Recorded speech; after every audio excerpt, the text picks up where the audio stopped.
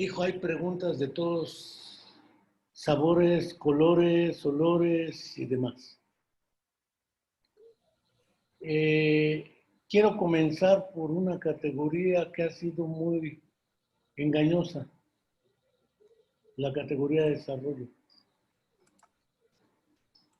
Cuando hablamos de desarrollo siempre vale la pena preguntarnos de qué hablamos, porque pareciera ser que es muy seductora la idea de suponer que el desarrollo es siempre lineal, ascendente y en beneficio, es decir, es un buen desarrollo. Prenda cámara, por favor. Pensar que el desarrollo es para bien, voy a utilizar dos ejemplos. Uno es el cáncer. El cáncer es una enfermedad que tiene un origen, un desarrollo, y que si no se controla, tiene un fin, como todo. Todo lo que tiene un principio tiene un fin. Las enfermedades que hasta ahora desconocidas han derivado del COVID-19, lo mismo que la pandemia y la epidemia de COVID-19, están en desarrollo. Es decir, la noción de desarrollo no siempre es en sentido positivo, también es en sentido negativo. El desarrollo de una enfermedad, el desarrollo de una patología, el desarrollo de un trastorno psicopatológico, desarrollo de la esquizofrenia, la psicosis, etcétera, implica que no nos engañemos con el término desarrollo, porque no siempre es para bien. Un principio en la psicopatología y en la psicología clínica o en la neuropsicología o en lo que quieran, es diferenciar en patología la noción de desarrollo de la noción de estado. ¿Por qué? Si yo veo que un paciente tiene un síntoma estable y permanece el síntoma, supongo que no es un tumor. Pero si observo que de pronto tiene dolor de cabeza, después empieza a delirar, después convulsiona, es decir, van cambiando los síntomas, pienso en un proceso evolutivo, probablemente un tumor cerebral, un quiste, qué sé yo. La idea de desarrollo entonces no siempre es para bien.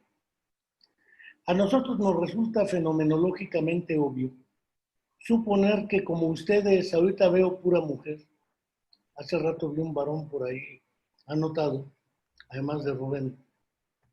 Ajá. Son puras mujeres. Tengo la impresión de que todas las mujeres tienen entre 20 años más o menos, exceptuando Erika que tiene 19. Digo más o menos 2. Ah, también tienes 19. Jimena Zurita. Por eso 20 más o menos 2. 18 a 22. Hace 18 años no pensaban todas las cochinadas que hoy piensan. No imaginaban todo lo que hoy imaginan. No pensaban, no hablaban, no soñaban, no fantaseaban, no deliraban, no enloquecían, no nada de lo que hoy ves. Una pregunta que se hicieron muchos es de dónde carajo salió esa capacidad que tienen ahora de pensar, imaginar, fantasear, recordar. Es muy improbable que si les pregunto a todas las personas que están ahí a la vista, si se acuerdan del primer mes de vida, es muy probable que digan que no.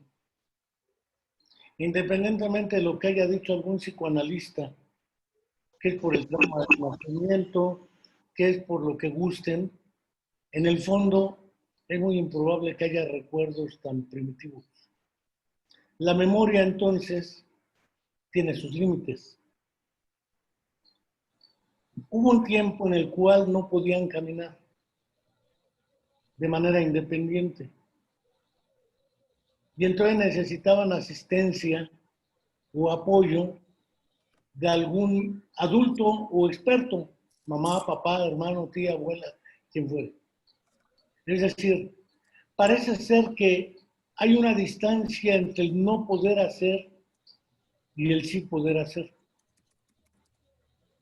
Y la distancia que separa el no poder hacer del sí poder hacer es una distancia que se encuentra mediada por otro ser que no son ustedes, el otro, su mamá, su papá, su abuela, tía, etc.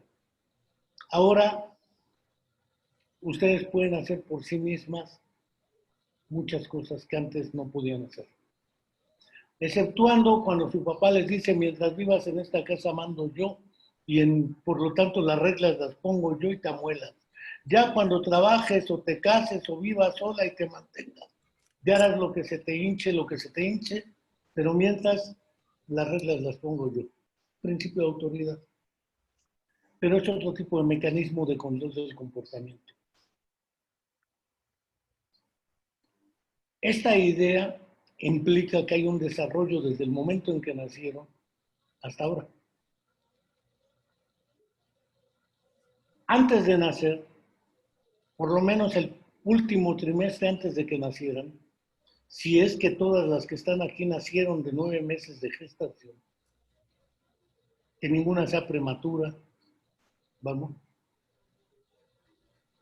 Los últimos 3 meses también son parte de su desarrollo, aunque no lo crean. Pero a ese desarrollo le vamos a llamar prenatal, antes del nacimiento. No importa si nacieron por cesárea, no importa si nacieron en hospital, yo creo que todas nacieron en hospital. No importa si nacieron de cabeza, de frente o podálicamente hablando, de pies. No importa si nacieron con el cordón umbilical al cuello, si se asfixiaron al nacer. Todo lo que suceda antes del nacimiento se llamará prenatal. Y algunos embriólogos lo dividen en 3 etapas. La etapa 1, la 2 y la 3. La 1 es de 0 a 3 meses, que implica el proceso de gestación y el desarrollo del embrión. De 3 a 6 aparece el feto y de 6 a 9 ya una vida de maduración neurológica. A partir del nacimiento son separadas del ambiente, le voy a llamar técnicamente macroambiente, el ambiente materno. ¿Sí?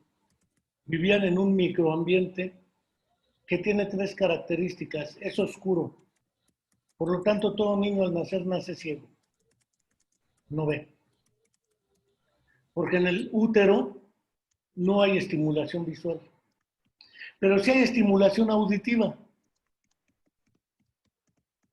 Por lo tanto, en útero un bebé escucha todos los sonidos internos de su madre. Todos sin excepción. Y algunos sonidos externos que desde el exterior estimulan el ambiente materno o macroambiente.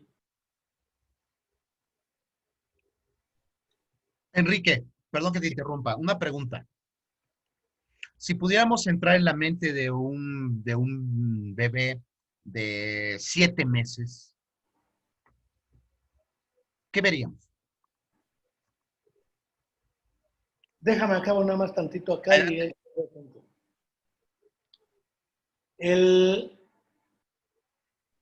La otra estimulación, la mamá se mueve.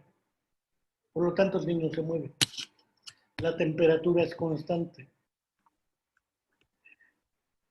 Las 2 estimulaciones que recibe el niño son de movimiento y auditivas.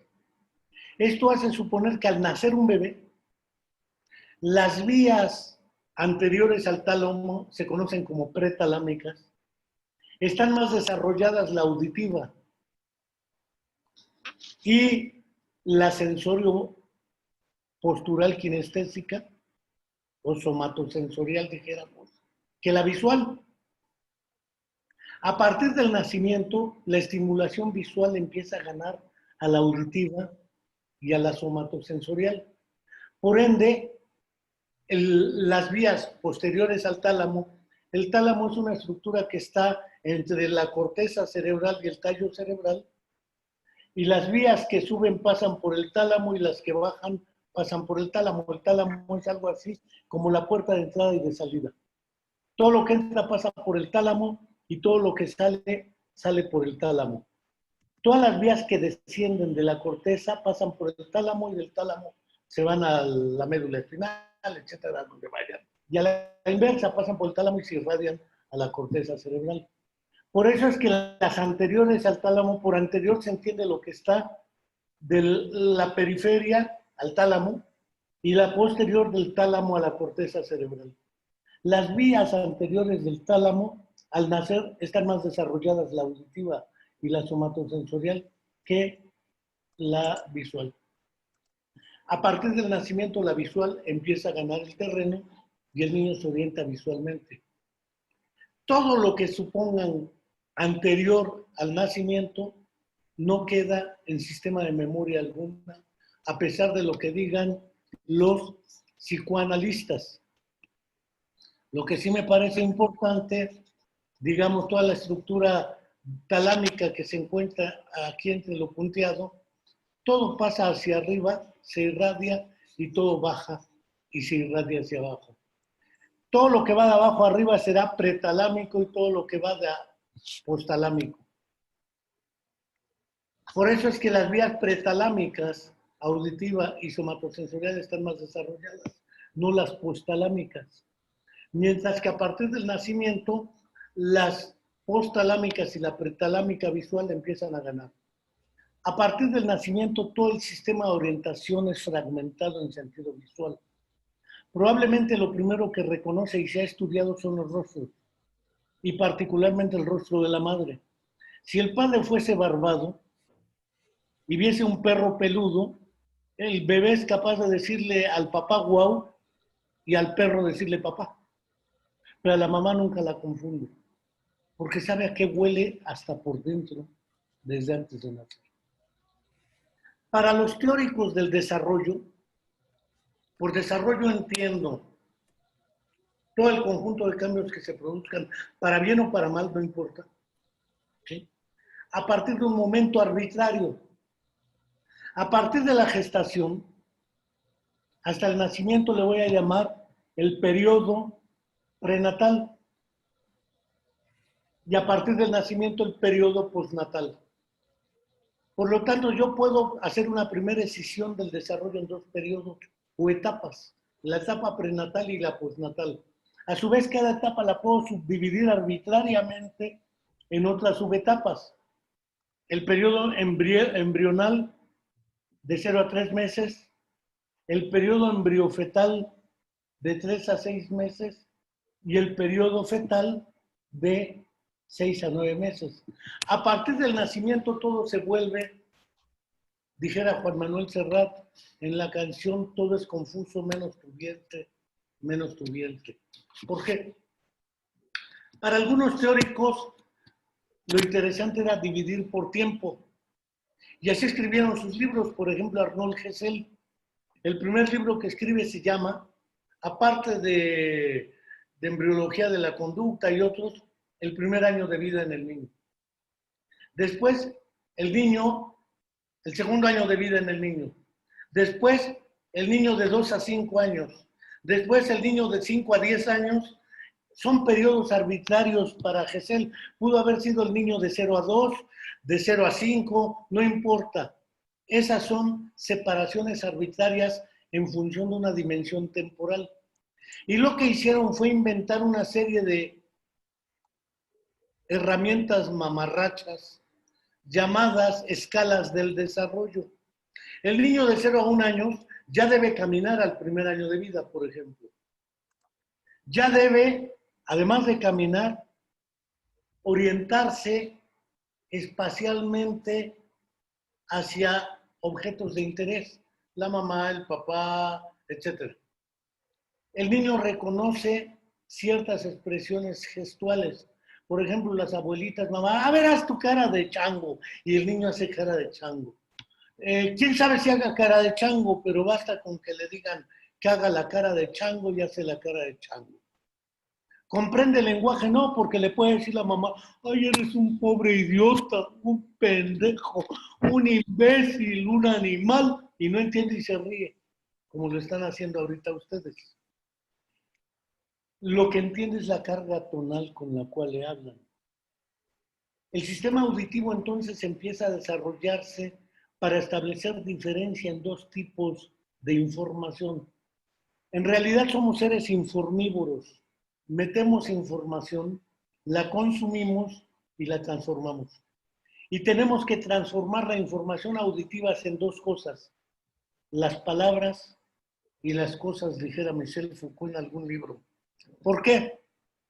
Porque si un perro ladra, el niño debe reconocer que es un perro. Pero si le dicen mamá o papá, la palabra empieza a adquirir un sentido distinto en la vida del niño. Si ustedes se fijan, aquí no importa si es de 0 a 1 año, de 2 a 5, de 5 a 10, es una línea de análisis que voy a llamar el desarrollo del lenguaje y el pensamiento en el niño, que en algunos casos tiene que ver con la audición, porque el niño escucha las palabras que le hablan, aunque no las comprenda semánticamente, como lo acabo de decir. Esa es una línea de análisis, la línea del desarrollo del pensamiento y el lenguaje. Por lo tanto, tengo dos estrategias de aproximación. Una estrategia que voy a llamar estadial y una estrategia que voy a llamar procesual o de línea de desarrollo. La línea estadial no es la línea por etapas. El niño de 0 a 1 año, de 1 a 2, de 2 a 5, de 5 a 10. ¿Por qué? Porque el corte no obedece al tiempo. ¿Por qué no obedece al tiempo? Porque no depende del tiempo. El tiempo no es el que garantiza las cosas, es la actividad del niño en su entorno. ¿Esto qué significa? Que si yo digo desarrollo de la primera infancia, desarrollo de la adolescencia y desarrollo de los adultos, estoy estableciendo arbitrariamente una psicología evolutiva que no está explicando nada. Lo que hace es describir qué pasa en la infancia, qué pasa en la adolescencia y qué pasa en los adultos. Pero hay una novela muy preciosa que se llama Sinué el egipcio, de Mika Waltari. Sinué el egipcio es el primer médico egipcio que registra la historia. Sinué el egipcio era hijo de otro médico en Egipto, ya grande, y como Moisés fue abandonado en las aguas del Nilo, no porque fuera producto del pecado como Moisés, sino porque era sumamente pobre. Entonces, como no tenían que atenderlo, en una cesta calafiada de pez, fue hallada por este médico y su esposa y lo cuidaron como hijo propio. A la edad de 7 años le dijo su papá, Sinué, ya eres ahora sí un hombre, tienes que elegir tu profesión y a qué te vas a dedicar. Eso significa que en esa cultura a los 7 años un niño se convierte en hombre, en adulto. ¿Cuánto dura la infancia? También es arbitrario. Depende de cuestiones culturales, como en el caso de Sinué. A los 7 años ya tenía que decidir qué hacer con su vida. Ustedes a los 20 todavía tienen que pedir permiso para tener novio. Nomás para que vean la diferencia de cuánto dura una etapa del desarrollo. Eso es arbitrario y culturalmente determinado. ¿Qué significa que es arbitrario? No que es equivocado o incorrecto, sino que no tiene una fundamentación lógica o psicológica. Responde al contexto cultural. Hay culturas donde a las niñas, a los 12 años, ya las están casando, porque ya están en edad, ya son núbiles, sería el terminejo correcto. Una mujer núbil es una mujer en edad casadera. A los 12 años ya las andan ofreciendo. Es decir, no como mercancía, sino en su contexto cultural. Entonces, ¿cuánto dura la infancia? ¿Cuánto dura la adultez? Ahora salen con cuestiones absurdas como adultos mayores y adultos menores, seguramente. Esa es la novela de Sinué el egipcio. Hay varias ediciones, aparte de esta de Porrúa, de la colección Sepan Cuántos.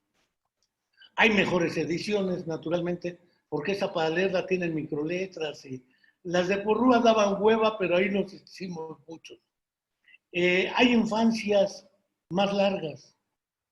De todas las infancias, la más larga es la humana. Un caballo al nacer, yo me acuerdo, había un comercial de cigarros Butch hace muchos años. Y salía en la televisión una chica con cara de angustia, porque su yegua iba a parir un potrillo, un pony. Pero la muy bruta, por ser guapa, no sabía qué hacer. Hasta que llega el vaquero con sus bototas puestas Butch, saca su cigarro Butch y hace parir a la yegua. Nace el potrillo, nace medio apentontado, ni en 5 minutos ya está corriendo. Ustedes no caminaron hasta el año y no corrían. Todavía los tenían que andar vigilando. Es decir, la infancia humana es tan prolongada por una razón histórica.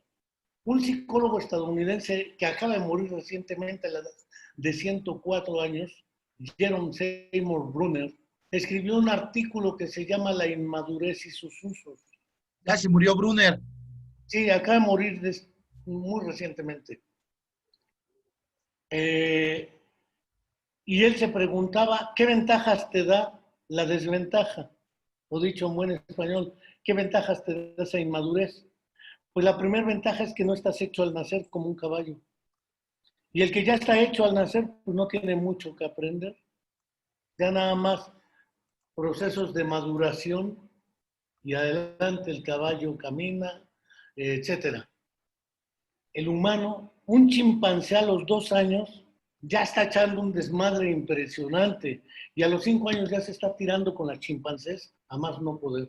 Y los bonobos ni digo, su actividad es tener hasta 60 actos sexuales por día. Y a eso se dedican los machos.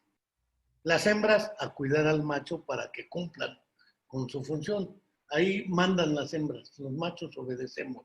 Bueno, entre los bonobos, en realidad. Pero los humanos no. Los humanos tenemos que apropiarnos de algo que no viene con nosotros. A esos elementos que influyen en el desarrollo, la mayoría de los teóricos le llamaron factores del desarrollo. Los factores del desarrollo son 2. La maduración, esa aparece con el tiempo efectivamente y el aprendizaje. La maduración, por ejemplo, en virtud de que todas son mujeres, aunque a algunas a lo mejor les surgía ya menstruar, porque si no creían que eran niñas todavía. A algunas les surgía ya tener boobies, a otras les surge no tenerlas. En gusto se rompen géneros, pero les llega porque les llega. Y no tienen que angustiarse, les llega. A eso se le llama la maduración de los caracteres sexuales primarios, con los cuales no van determinadas las preferencias. La cuestión genética sobre la preferencia sexual no me voy a meter ahorita, pero los factores de maduración están vinculados con la herencia. En consecuencia, hablo ya de 3 nociones: etapas del desarrollo, la noción de desarrollo y la noción de factores del desarrollo. Los factores del desarrollo, sobre todo el aprendizaje, implica 2 cosas. Cuando hablo de herencia o de lo innato, hablo de aquello con lo cual naces.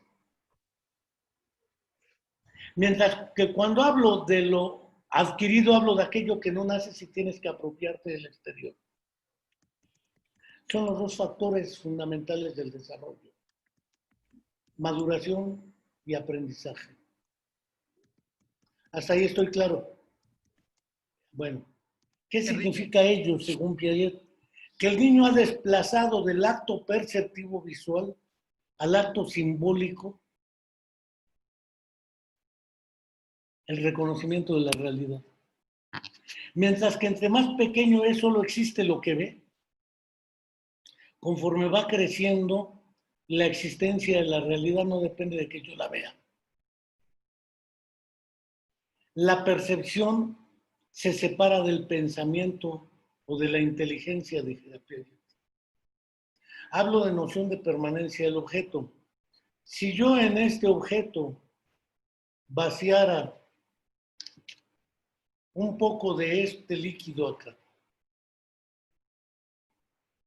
y luego el líquido que se llenó hasta donde está la línea dorada, lo vacío en un tubo de ensayo más largo, pero más angosto, y los pongo juntos, y le digo, ¿a cuál le cabe más? ¿A este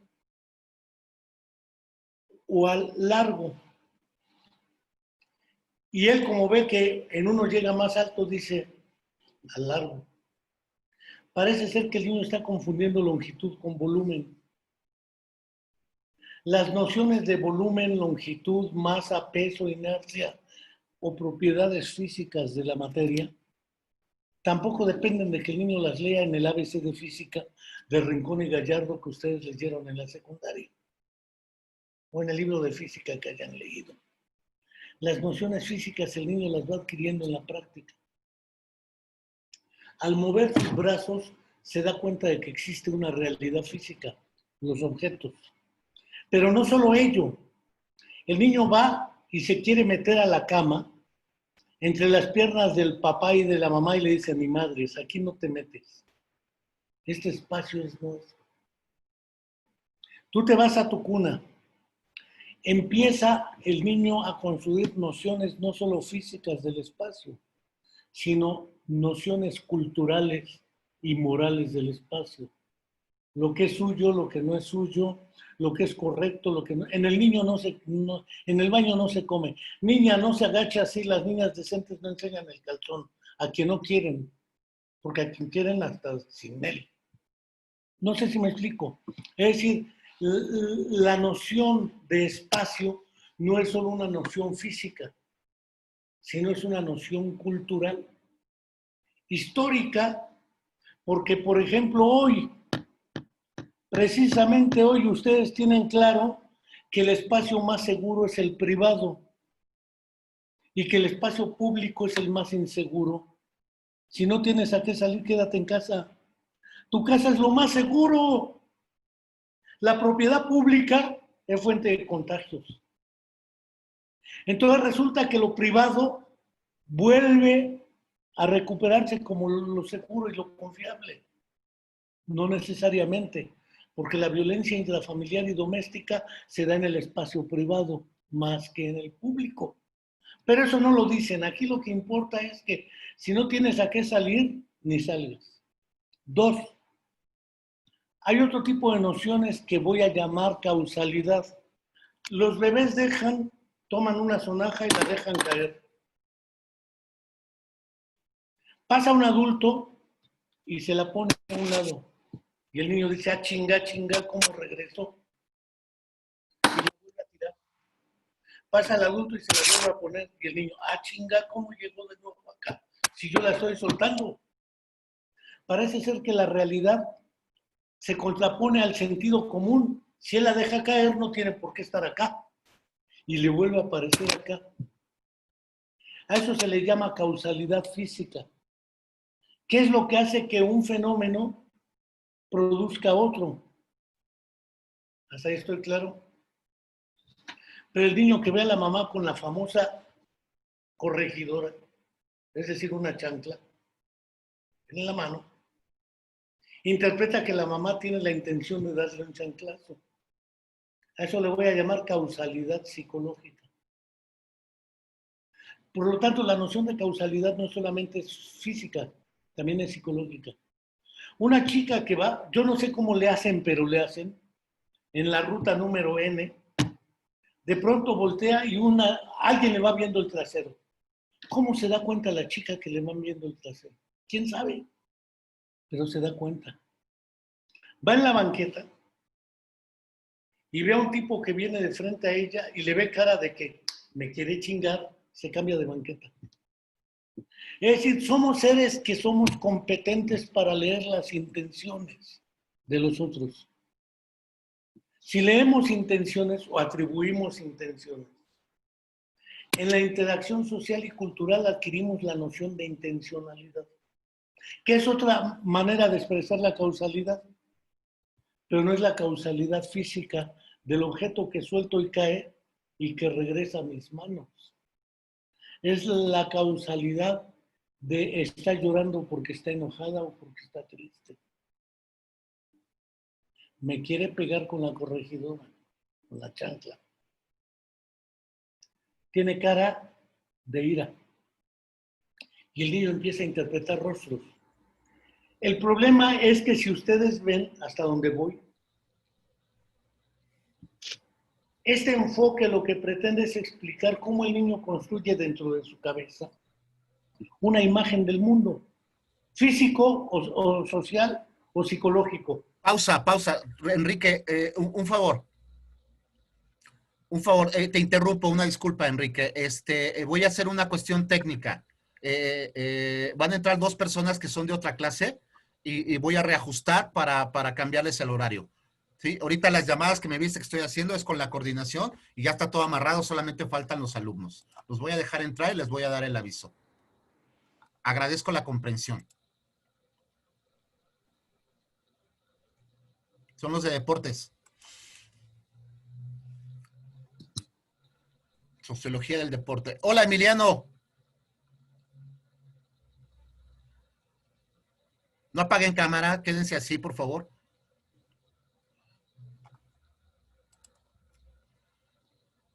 Ya se me fue. Pero ahí viene Ana, luego sonriendo, Ana. Andrea. Hola, Andrea. Andrea, Hola. hola. ¿Cómo estás? Andrea, mira, estamos en una conferencia sobre desarrollo del ser humano.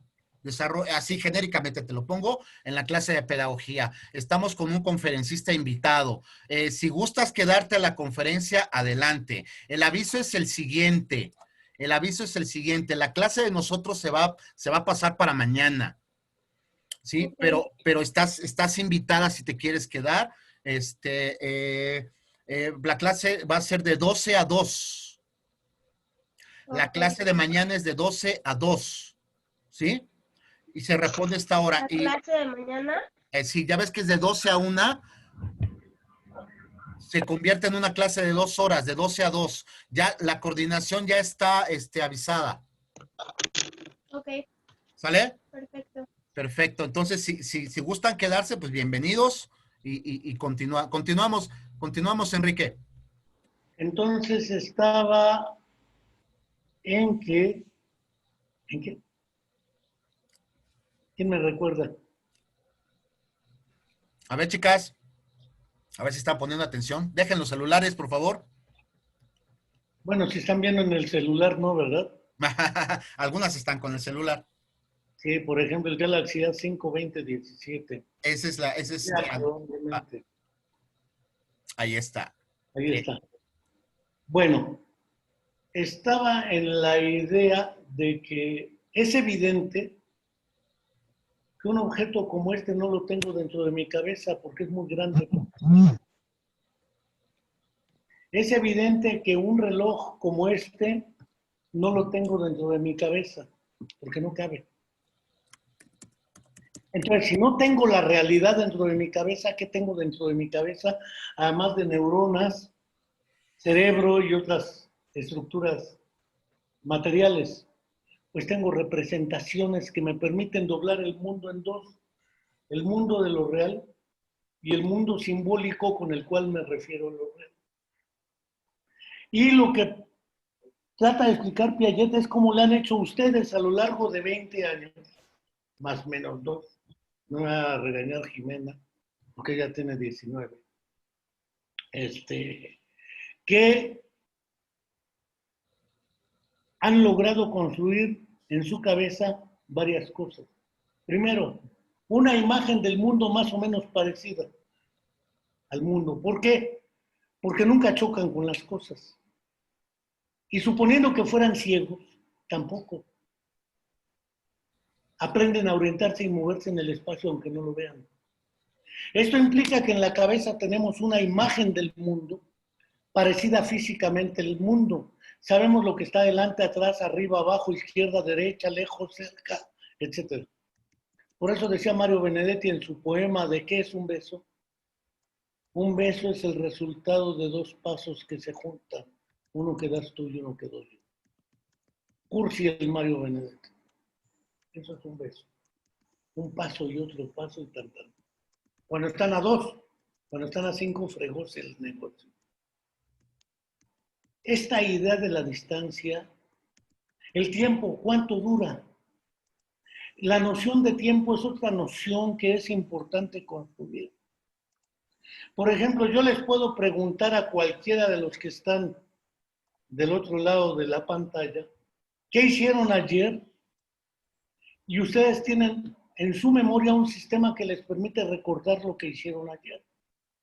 Y si les digo qué hicieron hace una semana, también. Y si les digo, ¿se acuerdan de sus 15 años? También. Es decir, ustedes guardan un sistema que se llama memoria autobiográfica. Una memoria donde se ubican ustedes en la dimensión tiempo.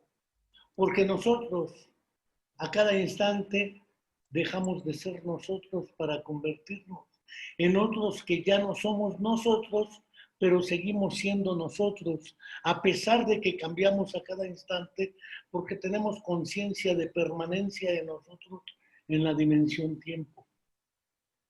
Eso lo permite la memoria autobiográfica. Pero no solo hay memoria autobiográfica. Ustedes nunca piensan cuando caminan, voy a desplazar el punto de apoyo de la pelvis derecha a la pelvis izquierda y por lo tanto voy a realizar un movimiento de flexión en la rodilla derecha para desplazar el punto de apoyo a la rodilla izquierda y mantener el... Si pensara no caminarían. Esa es una memoria automática o de trabajo. Son los automatismos, ¿no? Claro, es decir, en su sistema de memoria ya se ha guardado su cuerpo, el espacio y los movimientos para organizarse en dicho espacio.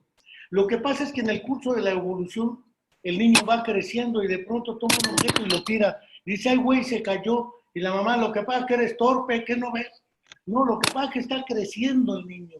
Y al crecer la relación de su cuerpo o de él con el objeto no es la misma. Él tiene permanentemente que ir transformando la organización de su actividad sensoriomotriz para organizar su actividad física en el espacio o cultural. Hasta aquí voy claro. A esto le voy a llamar un análisis procesual. Aquí no me interesa si es el primer año, el segundo, el quinto, si es la infancia, la adolescencia. Lo que me interesa es cómo le hace un ser para construir en su cabeza las nociones de espacio, objeto, tiempo y causalidad. Según Jean Piaget, esas 4 nociones son innatas y van madurando con el curso de la evolución. Ahorita no voy a meter en esas honduras. Lo que me interesa es suponer que entonces el primer estadio del desarrollo, dice Piaget, estadio le llama porque domina una función sobre otra, la función de las nociones espaciotemporales y de la causalidad para organizar en la realidad su actividad física. Después vienen otros tipos de nociones, por ejemplo, un niño de la calle tiene muy clara la noción de valor y de dinero. Nadie lo hace tarugo con los cambios, con el dinero, aunque no sepa contar y aunque no vaya nunca a la escuela. Puede ser analfabeto, puede no saber sumar, restar, multiplicar, dividir las tablas como lo hacemos nosotros en la escuela, pero es capaz de manejar el dinero, comprar, cobrar, dar cambios sin equivocarse. Lo cual quiere decir que hay nociones culturalmente adquiridas como conocimientos espontáneos en la vida cotidiana. Y hay otros conocimientos que solo se adquieren en la escuela. Por ejemplo, leer y escribir. Por escuela entiendo no necesariamente el espacio físico. Entiendo la enseñanza formal. Intencionada, deliberada.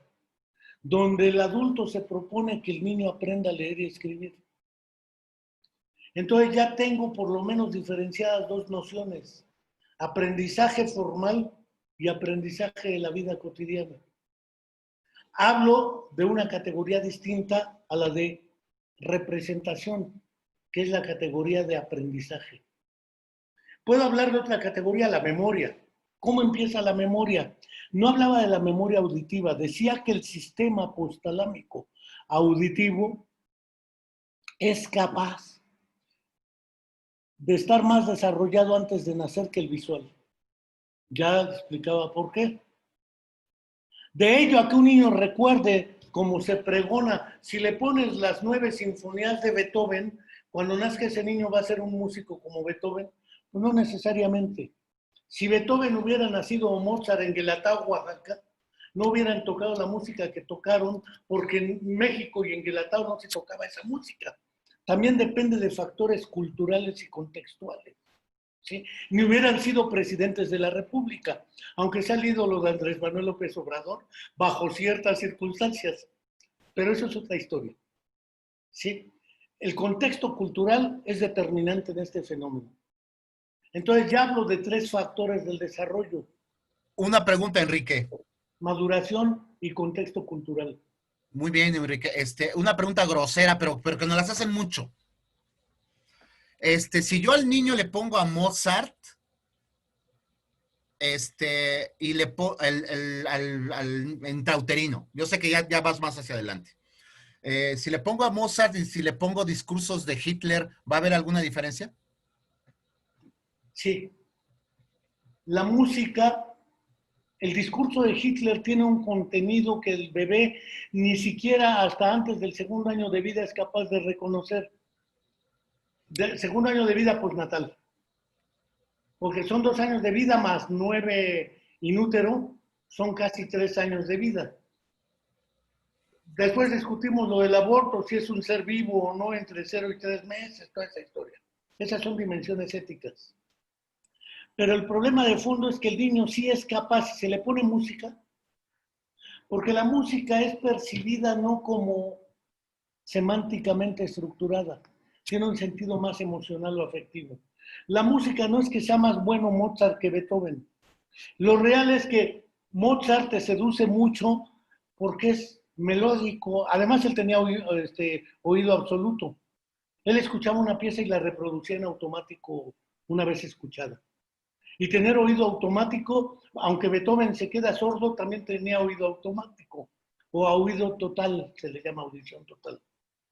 Reconocen todos los tonos y los reproducen. Un bebé que durante todo el tiempo inútero y a partir del nacimiento sigue recibiendo una estimulación de ese corte, es muy probable que le llegue a gustar Mozart desde muy pequeño, que identifique quién fue Mozart, todo eso, pero de ello a que diferencia Hitler, Mozart, no. Las cargas tonales sí las alcanzan a diferenciar, pero postnatalmente. El problema que señalaba no era de memoria, era de percepción. ¿Qué significa percibir? Yo veo este objeto, ¿sí? Y lo dejo de ver. Si lo dejo de ver, deja de existir para mí el objeto. La primera posibilidad que existe de que el objeto permanezca independientemente de la percepción es un sistema de memoria. Porque entonces, aunque no lo vea, ya tengo una memoria icónica, es decir, la memoria que reproduce la imagen como es, como ícono. ¿Sí? El problema con la audición, a diferencia de la visión, es que en la visión yo veo todo. Cierro los ojos, los vuelvo a abrir y oh maravilla, ahí está de nuevo el objeto. Aquí cierro mis ojos y no dejan de existir ustedes. Los abro y qué maravilla, ahí están. Pero si yo les preguntara a ustedes, díganme las 12 primeras palabras que dije, dicen, ah, chinga, chinga, esas ya no, porque la dimensión auditiva es temporal. Cuando aparece el segundo estímulo, el primero ya no existe. Cuando aparece el cuarto, el primero, el segundo y el tercero ya no existen. Por lo tanto, el sistema de memoria visual y el sistema de memoria auditiva no operan de la misma manera. El sistema de memoria auditiva tiene que estar organizado temporalmente, mientras que el sistema de memoria visual es espacial. Esto significa que si una persona es ciega de nacimiento, de lo que más se separa es de las cosas, porque físicamente están ahí. Mientras que si es sordo de nacimiento, de lo que más se separa es de los otros, porque le da unidad a uno con otro es la palabra. Ahora, hablar de memoria auditiva no es solamente hablar de memoria ecoica, porque el bebé es capaz de reconocer la voz de la madre, como un perro la voz del dueño, ¿sí? Por eso, perro, estate quieto, y ahí va el perro y obedece. Perro, vente para acá, y ahí va el perro para allá. Porque está aprendiendo a responder a un tono, volumen, a un aspecto extralingüístico. El problema es cuando aparece el lenguaje porque aparece la palabra y el significado. Y la relación entre significado y palabra tampoco es motivada, es arbitraria. Porque al perro le decimos perro, quién sabe, pero todos entendemos tras el sonido perro al objeto perro. ¿Qué? ¿Esto qué significa? Que la relación entre significante y significado, el significante es la estructura física de la palabra y el significado a lo que se refiere es arbitraria. Si esto es así, yo podría tener entonces dos líneas de desarrollo. La línea que me permite investigar cómo se estructura pensamiento y lenguaje, porque es evidente que el niño al nacer no habla. Si no habla, ¿cómo se comunican la madre y el bebé? ¿Y cómo? Luego entonces hay una premisa en la cual había reparado y que ya la sabes desde antes de que yo te la platicara, que lenguaje y comunicación no son lo mismo. Y no necesitabas ir a una escuela para saber que la comunicación no depende del lenguaje. Dijera Paul Vaslavic que hasta el harto de no comunicar, comunica algo. No querer comunicar. Muy bien. Cosas, pierdo la concentración sobre la tarea, la actividad o el contenido. Y esto implica entonces que los procesos de atención, sensopercepción, memoria, lenguaje, pensamiento, no son separados. No son líneas independientes una de la otra, sino son sistemas compleja y dinámicamente organizados. Algunos prefirieron meter en un solo costal todo lo que acabo de decir, y ese costal se llama los procesos cognitivos. Son los que me permiten conocer el mundo. Sin embargo, y aquí entra el pero, a mí me puede interesar más una cosa que la otra. A eso le voy a llamar preferencias afectivo-emocionales.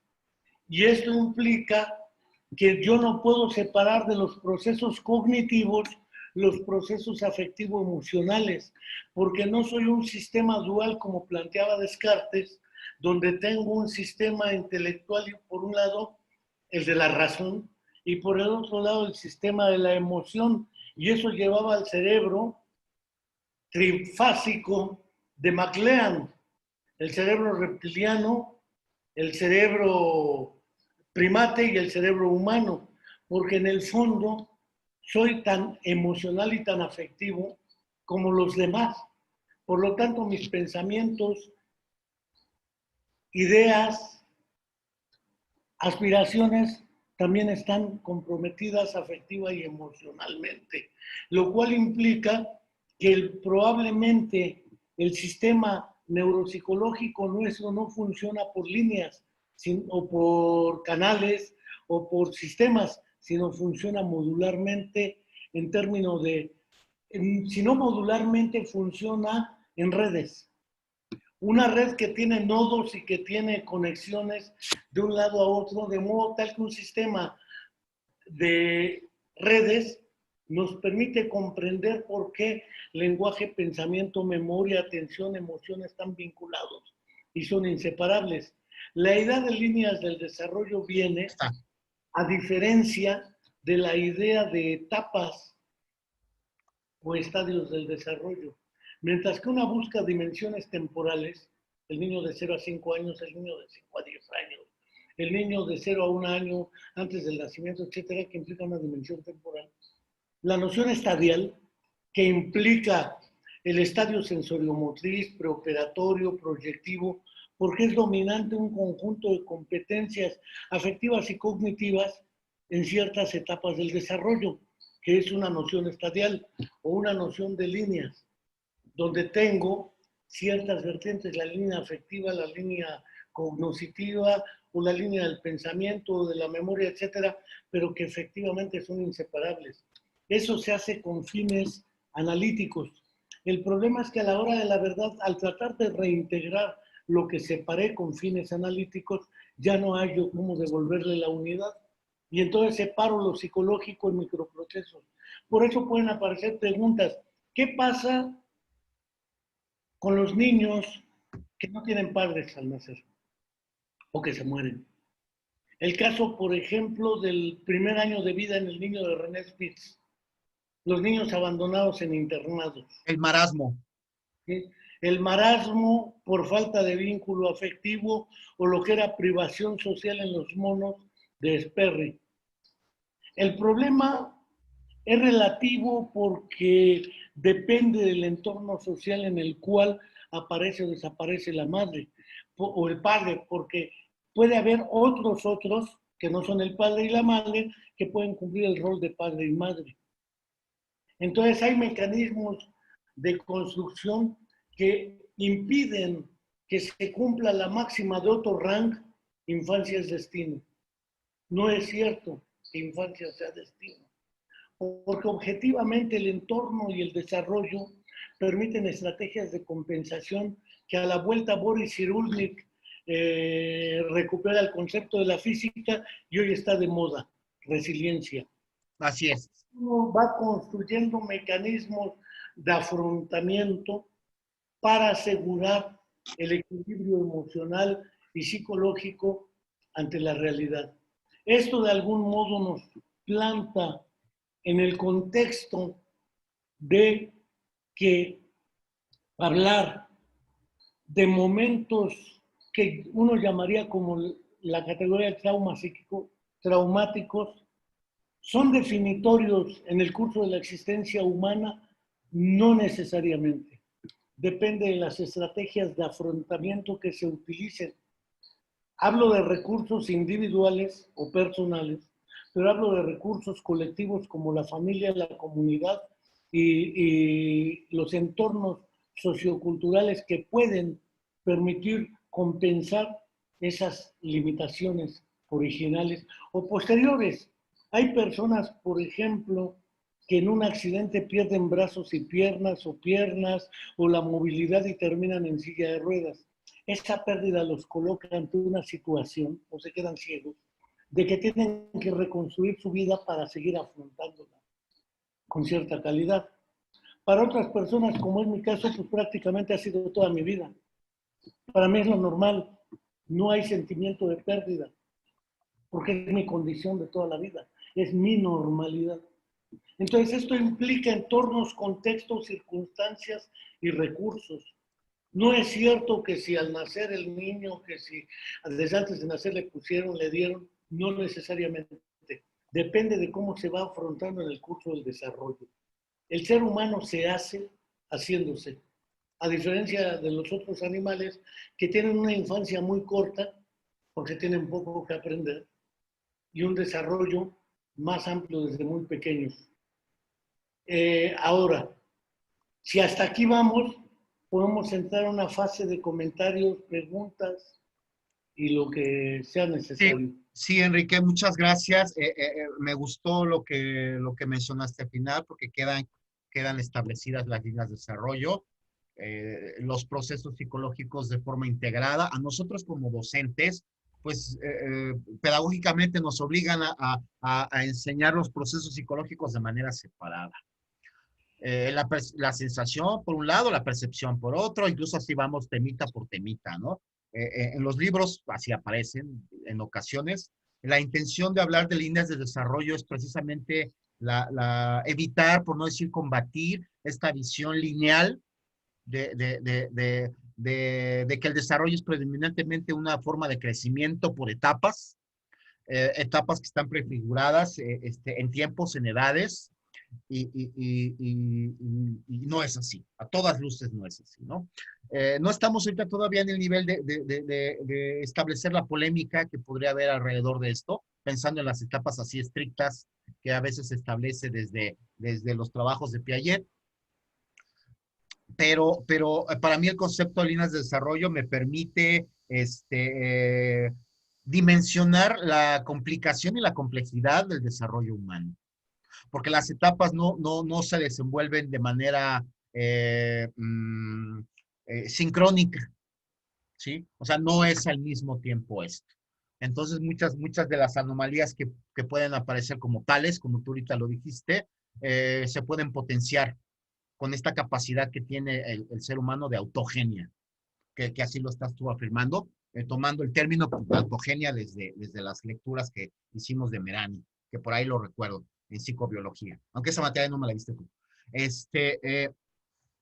Pues cerramos, me gustaría a mí me gustaría hacer dos cosas, que cada uno de ustedes haga o una pregunta o un comentario, y por último a mí me gustaría que al más puro estilo de Fernando Sabater, Enrique, pues nos hicieras un comentario para las pedagogas, ¿qué le recomiendas a una pedagoga con una intención dialéctica? Un mensaje, Enrique. Empiece Cris. Adelante, Jimena, te escuchamos. Jimena tiene muchas ganas. Así es, Jimena, como que también ya sí, adelante, Jimena. Gracias, por quedarse, las que se quedaron. Adelante. Pues a mí me llamó como la atención la parte en cómo desde el vientre de la mamá, el niño ya puede, bueno, el feto, el bebé ya puede percibir todos esos como estímulos que tiene de escuchar y de relacionarlos. Pero sí tengo como una pequeña duda. En el caso de los niños que se detectan que son ciegos, ellos cómo se podrían relacionar con el mundo haciéndose que las cosas sean más fáciles en su entorno. ¿Cómo sería su educación? Adelante todos, de una vez de un tirón. Así es, Cris. Pues a mí me pareció más interesante lo que dijo ahorita el último, de cómo se comunicaban los bebés que han como con señas, y supongo que los que nacen siendo sordomudos se comunican igual a través de las señas. Eso a mí me pareció muy interesante esa parte de la Gracias. comunicación de los bebés con señas. Gracias, María Fernanda. Pues a mí me gustó mucho lo que comentó hace rato sobre las líneas del desarrollo, que decía que van aprendiendo distintas etapas y basando eso va como que desarrollando con el tacto. Ah, y también me gustó mucho cómo hizo la diferencia de las copitas que tenía, transparente, de que era uno largo del volumen y corto, y cuando no veíamos y rápidamente, exacto, rápidamente nuestra mente, de hecho funcionó rápidamente cuando la bajó de la pantalla y reaccionó luego cuando recordamos. Y cuando nos comentó sobre qué hacíamos la semana pasada, y obviamente nuestra mente funcionó en ese momento, y fue como que un momento muy bonito porque ahí se detectó mi memoria. Todo tuyo, Enrique. Bueno, en principio quisiera un personaje de nombre Gibran Jalil Gibran, poeta libanés, que escribió, entre otras cosas, dos libros que me llamaron la atención: las traducciones de Caín, con M al final y con K, para que no suene a Caín, el hermano de Abel. El uno se llama El Profeta y el otro se llama El Loco. El loco, ajá. En el libro del Profeta aparecen el personaje central, que es Al-Mustafa, y una mujer de nombre Almitra. Almitra, entre varias preguntas que les hacen cuando daba sus charlas a los nazarenos. Incluso hay un libro de psicoterapia que se llama Las técnicas de seducción de Jesucristo. Órale. De los grupos italianos de Milán, Mara Selvini, Palazzoli, Andolfi y otros. Cómo manejar la parábola en psicoterapia. Interesante. Hablando en parábolas como acostumbraba el Mustafa, lo mismo que el Nazareno, echaba peroratas y una mujer le llega y le pregunta, y dinos, maestro, ¿qué son para ti los vestidos y los tejidos que cubren nuestro cuerpo del frío o del calor? Y al Mustafa le respondió, en realidad los tejidos y los vestidos no son más que fruto de que aprendimos a temer a nuestro cuerpo. La desnudez nos dio vergüenza y entonces con miedo empezamos a proteger nuestro cuerpo más que del sol y del frío de las miradas de los otros. Es curiosa la respuesta que le va dando al Mustafa a esta persona, porque en el fondo le pregunta algo que mucha gente implícitamente hace. Nos educa en cómo vestirnos, cómo arreglarnos, las niñas decentes no se visten así, etcétera, ¿sí? Cultural y moralmente se da esa formación. Y es lo que empieza a criticar al Mustafa, cómo nuestra hipocresía nos ha ido cubriendo y lo mejor es educar en los valores de la propia naturaleza que el ser humano ha ido construyendo a lo largo de la historia. Al Mitra se le aproxima una mujer con un niño en brazos de días de nacido y le dice, y maestro, dinos cómo podemos educar a nuestros hijos. Y al Mustafa le dice, debiste haber empezado hace 20 años. Nos hemos olvidado que la educación y la pedagogía empiezan con los padres, no con los hijos. Los problemas psicológicos y emocionales nos llevan a los niños y hemos olvidado que son el reflejo de sus familias. Yo les he preguntado a niños en Chilpancingo, le pregunté a una niña de sexto de primaria, ¿por qué vas a la escuela? Y me dijo, para ser alguien en la vida. Y le dije, ¿y los que van a la escuela son nadie en la vida? Como que se sorprendió que le hiciera esa pregunta de, ¿y los que no van son nadie? Esa niña seguramente estaba repitiendo lo que su papá le dijo, o su mamá, no importa. ¿Sí? Otra niña, ¿por qué vas a la escuela? Para ser más que mi papá. Y le dije, ¿acaso tú tienes la culpa de que tu padre sea un imbécil? No haya realizado sus objetivos y tú tengas que realizar los suyos. Cada quien debe tener los suyos. Hemos olvidado que la educación es para pensar y vivir en libertad. No hay de otra. Aprender a pensar críticamente para vivir en libertad. Fíjate, Enrique, que qué bueno que comentas eso. Es precisamente el tipo de cosas que necesitamos seguir escuchando. Tú conoces que el paradigma de la educación privada es diferente. Aquí está todavía más acendrado Van a correr, ¿eh? No, para nada, no, para nada, porque, digo, yo con mucho, Eres accionista. sí, no, yo con mucho gusto estoy dando tiempo de mi tiempo no remunerado, porque acá no nos pagan horas extras, acá no hay tiempos completos, acá no llegas, escribes en el pizarrón, y nos vemos la próxima clase y te sales, ¿no? Como hacía, tú no, algunos más que sí, pero todo bien, ¿eh? Todo bien, yo me siento muy agradecido por la educación que recibí, pero a lo que me refiero es a lo siguiente, no son las calificaciones el objetivo de la educación. No son las calificaciones, es esta vida en libertad, este crecimiento intelectual, emocional, social, el objetivo, no sé, me gustaría que como que recuperar un poco algunas visiones que tenía Makarenko de cómo debe ser la educación, pero pues no podemos. Incluso en el prólogo del libro El Loco de Gibran Jalil Gibran también. Empieza, voy a parafrasearlo porque mi memoria no es muy buena, pero no cabe duda que dice, y me preguntáis cómo me volví loco. Pues bien, Cierta mañana, al despertar y ver los rayos del sol entrar por mi ventana, me di cuenta que un ladrón había robado mis 7 máscaras de la semana.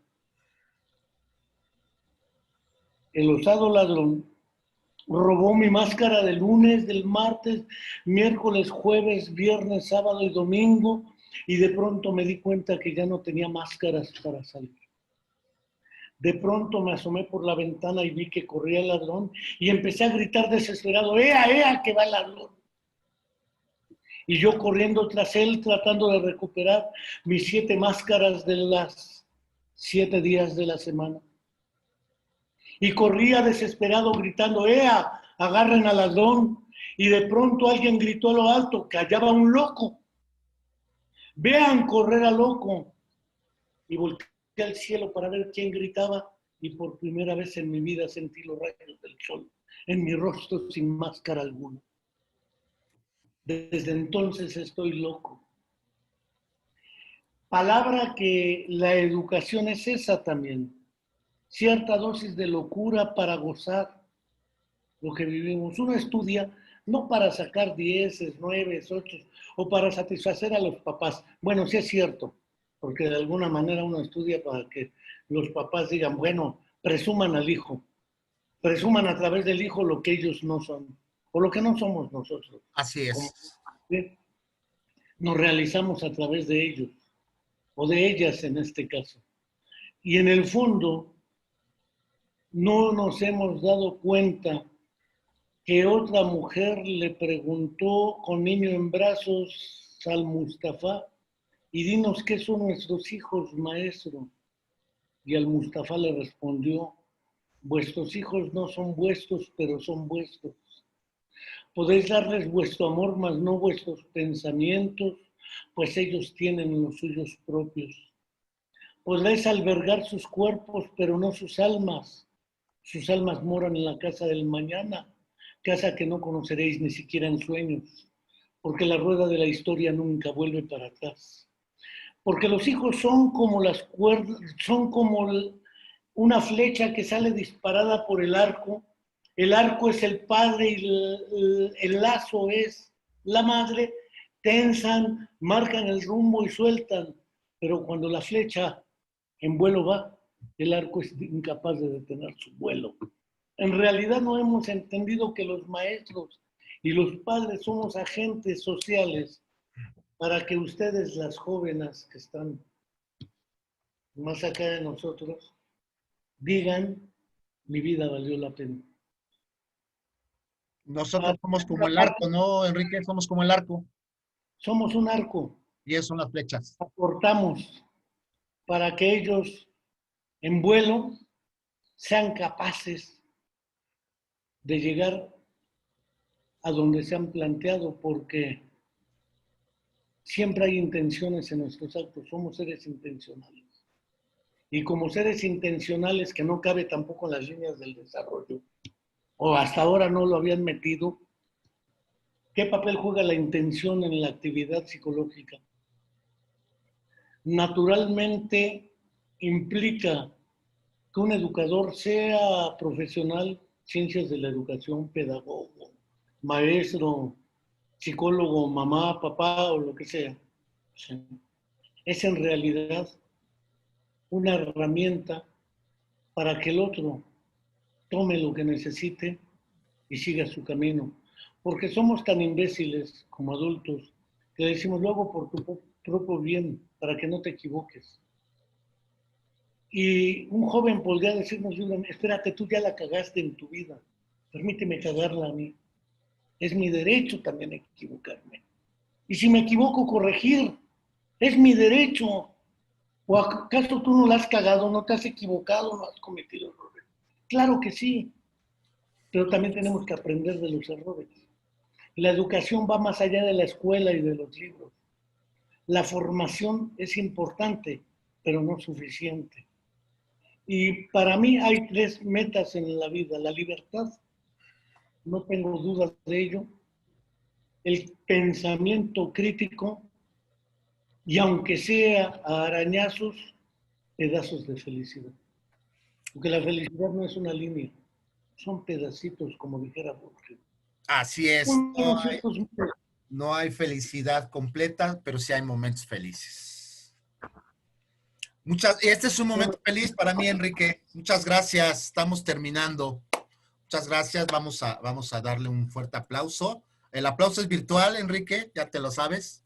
El aplauso es virtual, así. Sí, también se puede hacer así.